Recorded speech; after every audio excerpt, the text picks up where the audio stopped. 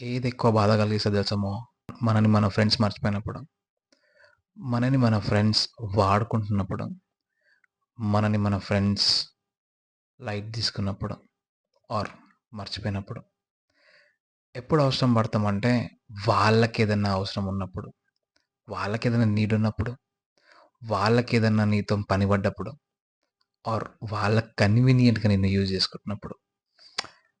That hurts more than silence. Silence కన్నా ఎక్కువ బాధ అనిపిస్తదది.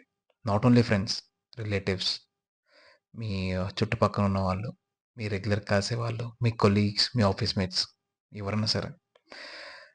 నేనేమంటున్నా అంటే ఎప్పుడు ఒక ఎక్స్‌ట్రా వీల్ లెక్క ఉండకండి. లైక్ కార్‌కి ఒక ఎక్స్‌ట్రా వీల్ స్టెప్నీ ఉంటది కదా! అట్లా ఎప్పుడు ఉండకండి.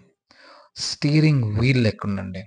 సో థాట్ వాళ్ళ లైఫ్‌లో మీరు వాళ్ళ రైట్స్, వాళ్ళ లెఫ్ట్స్, వాళ్ళ టర్న్స్ అన్నీ వాళ్ళ టర్న్స్, ట్విస్ట్‌లలో మీరు కూడా ఉండాలి. అట్లాంటోళ్ళతోనే ఫ్రెండ్‌షిప్ చేయండి.